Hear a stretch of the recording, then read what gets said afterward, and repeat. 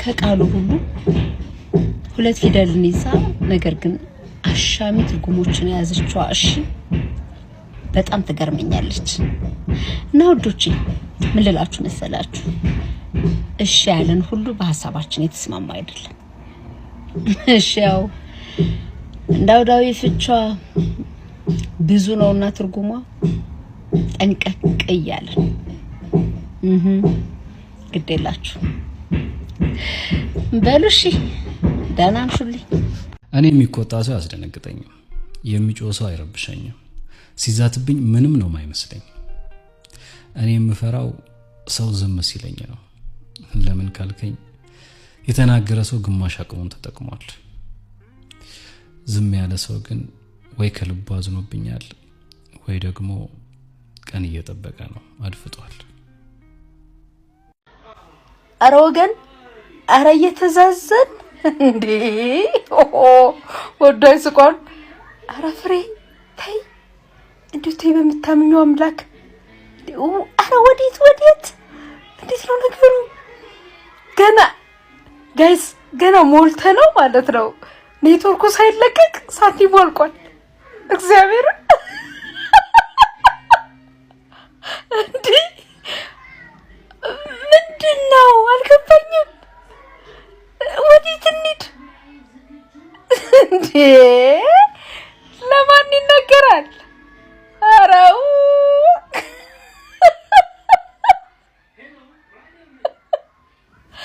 እንዴ ማስጠንቀቂያ አንዳንዴማ ማስጠንቀቂያ ሁሉ አይሰጥም። የ75% ምናምን ተጠቅማችኋል አይለንም።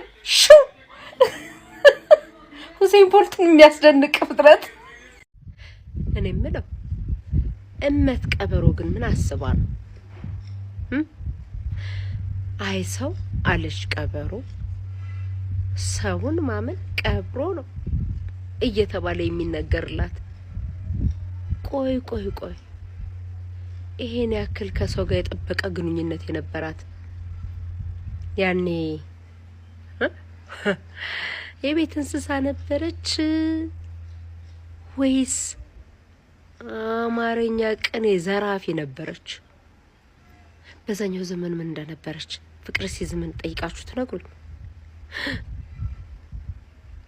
ወፍራም ቡና እንደጠጣው ይመጣልኝ ሐሳብ ነው። አለበለዚያ ማርከሻውን ንገሩኝ።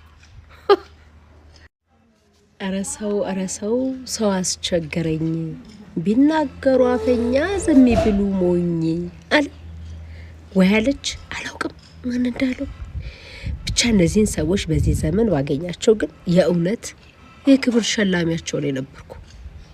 አንዳንድ ንግግሮች ግን አይገርሟችሁ? ጭንቅላትን መንካት ልብን ማረስረስ ብቻ ሳይሆን ደው ኩላሊት፣ ጉበት፣ ጣፊያ ምናምን ሳምባ አንድም አካላት ሳይቀር ስርስር አርገው የሚገባሉ። በሁለት ስንኝ እርግጥ አርጎ መንገር። ለማንኛውም ዝምታችንን እንደሞኝነት መናገራችንን እንዳፈኛነት የምትተረጉሙ ሰዎች የመልእክት ለእናንተ ነው። ስሙኝማ እንደኔ ሙሉ ሌሊት ስታለቅሱ ብታድሩ አይናችሁ ጭራሽ የማያብጥ ይባስ ብሎ ትንሽ ፈገግ ብላችሁ ሰላም ነው ካላችሁ ሙሉ ሌሊት ስትስቁ ያደራችሁ የሚያስመስላችሁ፣ ጭንቀት ሲያጋጥማችሁ ሰውነታችሁ እንደ መንግስት እርሻ እየሰፋ የሚያሳጣችሁ፣ ጭንቀታችሁን ጭራሽ ሰው የማያውቅባችሁ ሰዎች አላችሁ። ካላችሁ ወይ ይበሉኝና አብረን እንጽናና። አው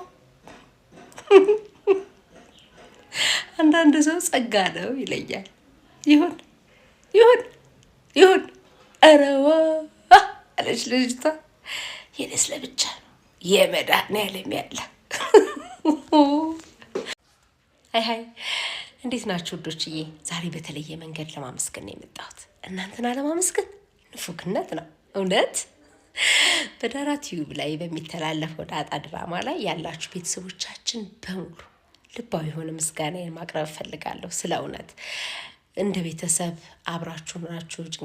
ጭንቀታችሁ፣ ደስታችሁ ስለሆነ አይዟችሁ ስለምትሉን ደካማ ጎናዎቻችንን ስለምታሳዩን እጅግ በጣም ላቅ ያለ ምስጋና ይገባችኋል። እንደ ማርቲም ስለምትሰጡኝ ፍቅር፣ ክብር፣ ምስጋና፣ አድናቆት እጅግ በጣም አድርጌ ከልቤ አመሰግናለሁ። ኑሩልን፣ ብርታታችን ናችሁ። ከጎናችን ስለሆናችሁ እጅግ በጣም አድርገን እናመሰግናለን። ቀሪውን ጊዜም አብረን ወደፊት እንደምንዘልቅ እተማመናለሁ። ሰብስክራይብ በማድረግ ኮፒ ሊንክ፣ ዲዩት፣ ሼር በማድረግ ለጓደኞች ሄሎ ቤተሰብ እንዴት ናችሁ? ይህንን መልእክት አስቸኳይ ነው ለክቡር ጠቅላይ ሚኒስትራችን ለዶክተር አብይ አህመድ አድርሱልኝ። ለጽህፈት ቤታቸውም ጭምር ማለት ነው አድርሱልኝ። በጣም አስቸኳይ መልእክት ነው። ወደ ጉዳይ ስገባ ብዙ ጊዜ እንደምታውቁት ቪዲዮ ፕሮሞሽኖች እንፖስታለን በፔጃችን ላይ ማለት ነው። ከዛ ውጪ በሶሻል ሚዲያ ከመናስተዋወቀው ውጪ ትልልቅ የቴሌቪዥን ኮሜርሻሎችን፣ የሬዲዮ ማስታወቂያዎችን እንደገና ደግሞ ትልልቅ ዶክመንተሪዎችን እንሰራለን። ይሄ የዳና ኮኔክሽን ስራው ነው ይታወቃል። ከዛ ውጪ ይሄንን ሁሉ ስራ ስንሰራ የራሱ የሆነ ክፍያ አለው፣ የራሱ የሆነ ፔመንት አለው፣ ፓኬጅ አለው። በዛ መሰረት ነው ስፖንሰሮቻችንን ከኛ ጋር አገልግሎት የሚሰጡ ተቋማትን የምናስተናግድበት ማለት ነው። እና ብዙ ጊዜ ደግሞ እኔ ማስታወቂያ ለምሳሌ ሰራሁኝ ቪዲዮ ሪከርድ ካረኩኝ በኋላ ለምሳሌ ይሄንን ቪዲዮ ሪከርድ አድርጌ ለዳና ኮኔክሽን ቲሞች ነው ምልከው። ቲሞቹ ራሳቸው ኤዲት አድርገው ምናምን ከዛ ፒክ ታይማችንን ጠብቀው ፖስት ያደርጉታል። ከዛ የሚደረገውን ነገር ሁሉ ያደርጋሉ ማለት ነው። እኔ ቪዲዮ ለነሱ ከላኩኝ በኋላ ሌላ ማለት ሌላ ስራ ውስጥ ነው ሙለው፣ ሌላ ገበያ ውስጥ ስተራመስ ነው ሙለው። ብዙ ስራ አለኝ ማለት ነውና ከዛ አመታዊ የስራችንን እየገመገምን ቲሞቼን ሰብስቤ ምን እንጨምር፣ ምን እንቀንስ፣ ምን የሚሰጠን አስተያየት አለ፣ ምን እናድርግ ሲባል አሪፍ ነው፣ ኢንጌጅመንቱም አሪፍ ነው፣ ጥሩ ሪች አውት ያደርጋል ቪዲዮአችን ሁሉም ፕላትፎርም ላይ ምናምን እያለን እያወራን ግን የሆነ አስተያየት ይሰጣል አሉ። የሆነ አስተያየት በጣም ይሰጣል አሉ። ወደ ጠቅላይ ሚኒስተሩ ልመጣላችሁ ነው፣ ወደ ጽህፈት ቤቱ ልመጣላችሁ ነው።